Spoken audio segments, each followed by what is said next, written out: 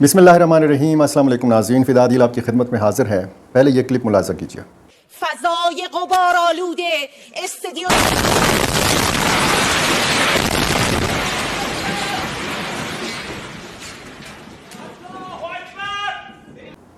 ये खातून एंकर जब ये हमला किया गया ईरान के सरकारी टेलीविज़न की इमारत के ऊपर, तो ये इस तरीके से उठीं और इसके बाद बहादुरी का मुज़ाहरा किया। ईरान की इस सरकारी टेलीविज़न की नशरियात जारी रहीं और इसके बाद ये दोबारा वापस आईं और प्रोग्राम में ये बैठीं, इन्होंने बात की। इसराइल ने सरकारी जो ईरान का मीडिया है उसके दफातर को भी हिट करना शुरू किया है, हस्पतालों को भी हिट करना शुरू किया है। जिस तरीके से गज़ा फ़लस्तीन में सूरत हाल हमने देखी, इसी तरह हम ईरान में भी देख रहे हैं। और ईरान और इसराइल की जंग जो है इसमें शिद्दत आने लगी है, क्योंकि दोनों ने ईरान ने इसराइली शहरियों को कहा है कि आप वतन छोड़ दें, यही एक सूरत है कि आप महफूज रह सकते हैं, जहाँ जहाँ आप रहते हैं वो इलाका आप छोड़ दें। इसी तरह इसराइल की तरफ से ईरानियों को कहा गया है। ईरान के अंदर मोसाद का एक कारखाना जो है, उसकी एक फैक्ट्री ड्रोन बनाने वाली, वो पकड़ी गई है और एक भरा ट्रक जो है ये बताया जा रहा है कि ये पकड़ा गया है। ईरान के अंदर जो गद्दारों का नेटवर्क है उसने ईरान को बहुत शदीद नुकसान पहुंचाया है और उसमें भारतीय शहरियों के हवाले से बात की जा रही है। उसमें ख़ुद ईरानी जो शहरी हैं वो मुलव्वस हैं, ये बताया जा रहा है। जो इंटेलिजेंस रिपोर्ट्स सामने आ रही हैं तो उससे पता लगता है कि इसराइल ने इस जंग के लिए बहुत पहले से तैयारी कर रखी थी और ईरान की इस हवाले से कोई तैयारी नहीं थी। मौलाना फजल रहमान के साहिबजादे को यरगमाल बनाया गया डेरा इस्माइल ख़ान में। इस हवाले से मैंने आज आपको बताना है। और खैबर पख्तूनख्वा और बलूचिस्तान में कुछ अफसोसनाक वाक़यात हुए हैं, ये मैंने आपको इस वीडियो में तफसील से बताना है। बन्नू में एक ऑपरेशन हुआ है, 40 जो मुश्तबे अफराद हैं ये गिरफ़्तार किए गए हैं, ये भी आपको बताना है। इसराइल और ईरान की लड़ाई जारी है। अब्बास अराग़ची जो ईरान के वज़ीर ख़ारजा हैं, इनकी और अमीर ख़ान मुत्तकी अफ़गान वज़ीर ख़ारजा की आपस में टेलीफोनिक बातचीत हुई है।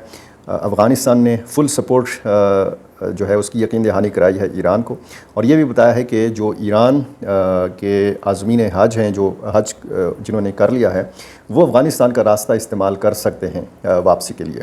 दूसरी तरफ जो ईरानी हुज्जाज हैं उनके लिए पाकिस्तान ने अपने दरवाज़े खोल लिए हैं और ये जितने भी हुज्जाज कराम हैं, ये कहा गया है कि कराची में रहेंगे उस वक्त तक जब तक ये जंग ख़त्म नहीं हो जाती। ज़्यादा इम्कान यही है कि जब जंग ख़त्म होगी तो फिर इनको फ़िज़ाई रास्ते से या फिर ज़मीनी रास्ते से ईरान मुंतकिल किया जाएगा। ईरान और अफ़गानिस्तान का बॉर्डर खुला है, इसको बंद नहीं किया गया, ये अफ़गान हुकूमत ने कहा है। आते हैं मौलाना फजल रहमान के साहिबजादे के हवाले से। एक वाक़या हुआ था और इनको यरगमाल बनाया गया था। पहले मौलाना फजल रहमान के साहिबजादे मौलाना असजद महमूद के हवाले से जो बात की मौलाना फजल रहमान के भाई मौलाना अताउर रहमान ने सेनेट में, ये ज़रा सुन लीजिए। मौलाना साहब के फ़र्जंद मौलवी असजद महमूद साहब, वो लकी मरवत में एक जनाजे में शिरकत के लिए, जो हमारे जमीयत तलबा इस्लाम के सदर थे, उनकी अहलिया के इंतकाल पर जा रहे थे।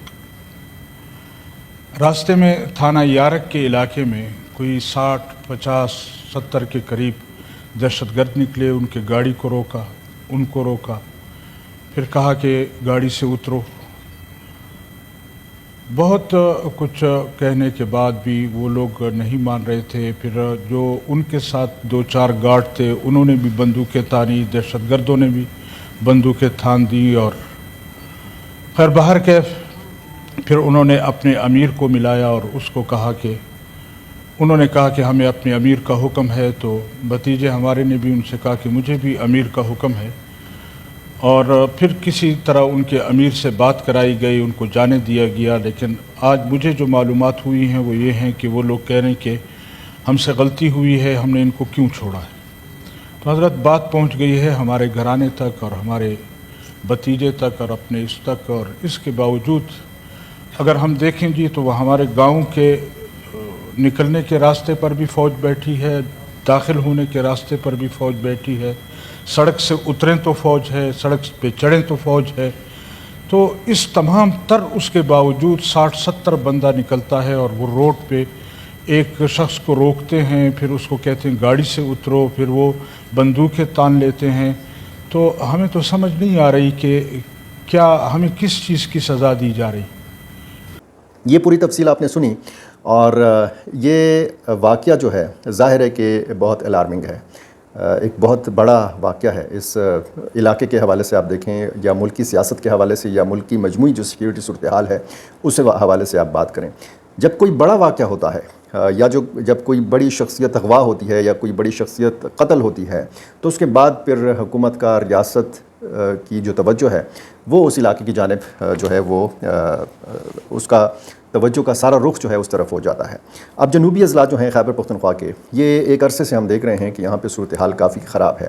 اب مولانا اسجد محمود کے جو گارڈز ہیں، جو ان کے محافظ تھے، وہ اگر مزاحمت نہ دکھاتے، وہ اگر وہاں پہ یہ نہ کہتے کہ ہم مطلب آپ ہمیں مار دیں لیکن ہم مولانا اسجد محمود کو آپ کے حوالے نہیں کریں گے، تو اگر یہ نہ ہوتا، اگر یہ مزاحمت نہ ہوتی، تو آج کیا صورتحال ہوتی؟ مولانا فضل الرحمان کے صاحبزادے کو اغوا کر لیا جاتا، کہاں پہ لے کے جایا جاتا؟ تب حکومت اور ریاست کی اس طرف توجہ جاتی کہ یار یہ علاقے جو ہیں یہ یہاں پہ زیادہ توجہ دینے کی ضرورت ہے۔ اب خیبر پختونخوا کا جنوبی ریجن جو ہے، یہ آپ دیکھیں، کوہاٹ ڈویژن، بنو ڈویژن اور ڈیرہ اسماعیل خان ڈویژن، اور اس میں مولانا فضل الرحمان یا ان کی فیملی کے جو دیگر افراد ہیں ان کو پہلے بھی الرٹس جو ہیں یہ جاری کیے جا چکے ہیں، ان کو بتایا جا چکا ہے کہ جی آپ کی جان خطرے میں ہے، ذرا احتیاط کریں۔ یہ جو واقعہ ہوا ہے اس پر تحریک طالبان پاکستان یا کسی اور تنظیم کی طرف سے رد عمل نہیں آیا۔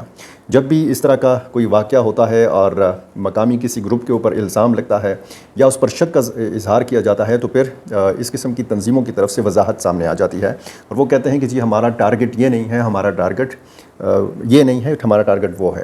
تو اس قسم کی وضاحت بھی ابھی تک نہیں آئی۔ مولانا حامد الحق کو شہید کیا گیا جامعہ دارالعلوم حقانیہ کوڑا خٹک نوشہرہ میں، تو اس کے بعد ٹی ٹی پی نے بھی ان کی شہادت کی مذمت کی، اس واقعے کی مذمت کی، اور داعش خراسان اس علاقے میں سرگرم ہے، آپ کو پتہ ہے۔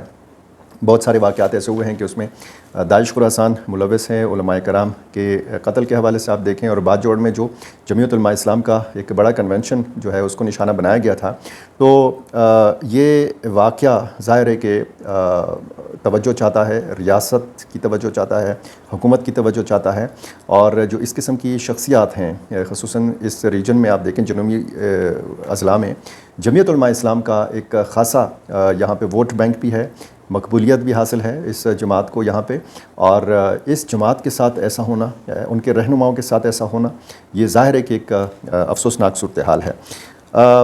بنو میں آپریشن ہوا ہے، اس کی تفصیل بھی میں نے آپ کو بتانی ہے، لیکن یہ جو پشاور رنگ روڈ پر ایک واقعہ ہوا، HBK کے قریب ایک مقامی شاپنگ مال ہے، اور 4 افراد اس میں مارے گئے۔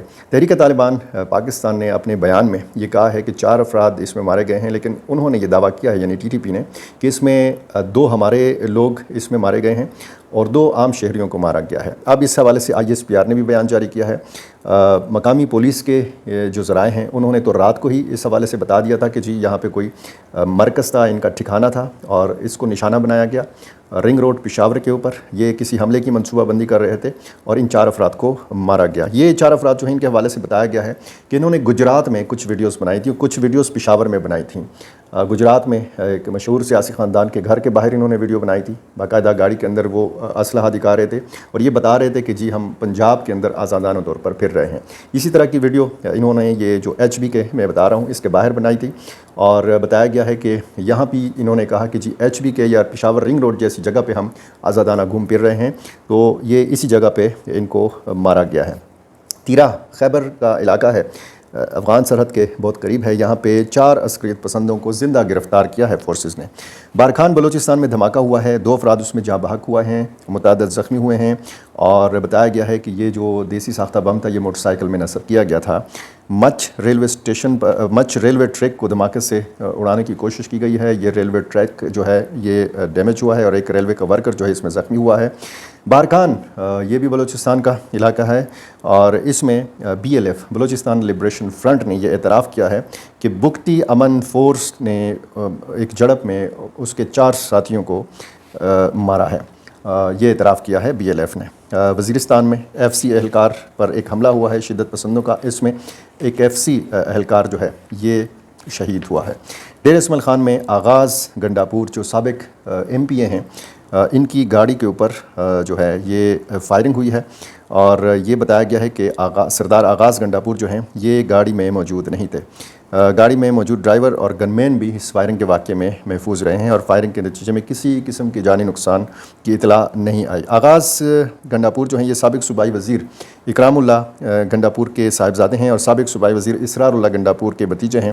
آغاز کے والد اور چچا جو ہیں دونوں یہ خودکش حملوں کا شکار ہو چکے ہیں, شہید ہو چکے ہیں. اور آغاز اس وقت جو ہیں جمعیت علماء اسلام کا حصہ ہیں. یعنی یہ دوسرا بڑا واقعہ آپ کہہ سکتے ہیں ڈیر اسماعیل خان کے حوالے سے.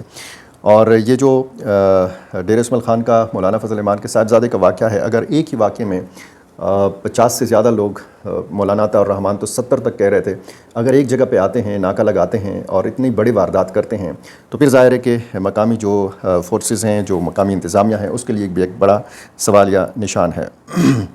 لکی مروت میں ارسلہ پل جو ہے اس کو جو ہے اڑانے کی کوشش کی گئی ہے. یہاں پہ اس کے اوپر ایک گاڑی جو ہے وہ جاری تھی اور اس سے نقصان ہوا ہے لکی مروت میں, اور اس میں 6 افراد جو ہیں یہ زخمی ہوئے ہیں. یہ بتایا گیا ہے کہ 400 ملیٹنٹس جو ہیں یہ سیستان بلوچستان پہنچ گئے ہیں جیش العدل کی مدد کے لیے, اور وہاں پہ آپ کو پتہ ہے کہ ایرانی حکومت کے خلاف جیش العدل جو ہے وہ سرگرم ہے. یہ اطلاع جو ہے یہ کس قسم کی اطلاع ہے, اس میں کتنی صداقت ہے, ظاہر ہے کہ تحقیقاتی اداروں کو اس حوالے سے کام کرنے کی ضرورت ہے. باجوڑ میں ایک پولیس کانسٹیبل عمر محمد کو شہید کیا گیا ہے فائرنگ کے ایک واقعے میں. یہ جو بنو کا آپریشن ہے یہ برگنٹو اور چشمئی کے علاقے میں ہوا ہے, اور پولیس اور یہ CTD کی مشترکہ کارروائی تھی. اس آپریشن میں ڈرون کیمروں کا بھی استعمال کیا گیا اور بختر بند گاڑیاں اور پولیس کی بھاری نفری اس میں استعمال کی گئی, اور 40 مشتبہ افراد جو ہیں اس میں گرفتار کیے گئے ہیں اور نامعلوم مقام پر ان کو منتقل کیا جا چکا ہے. تفتیش ان سے جاری ہے. RPO بنو سجاد خان کے مطابق اس علاقے میں یہ جو ہے ان ملیٹنٹس کی نقل و حرکت کی اطلاع تھی, یہ شکایات آ رہی تھیں, اور اس سے چشمئی کے علاقے میں CTD اور دہشت گردوں کے درمیان جھڑپ واقع ہوئی تھی اس سے قبل, اور جھڑپ میں 3 پولیس اہلکار شہید ہوئے تھے جبکہ ایک ملیٹنٹ کمانڈر کو مارا گیا تھا. یہ اس واقعے کے رد عمل میں یہ آپریشن ہوا ہے. بنو ہو, ڈیر اسماعیل خان ڈویژن ہو یا پھر وزیرستان ہوں, دونوں جنوبی اور شمالی, لکی مروت یا ٹانگ کے علاقے ہوں, اس قسم کے افسوسناک واقعات جو ہیں یہاں پہ ہو رہے ہیں.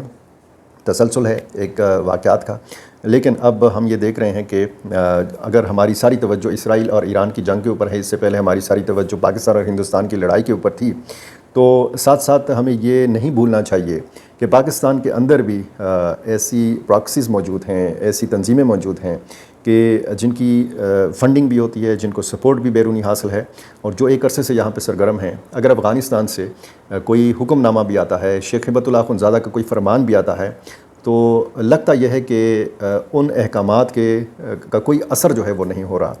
البتہ افغانستان کی سائڈ پہ ہم دیکھیں تو بہت سارے اثرات جو ہیں اس کے آنا شروع ہوئے ہیں.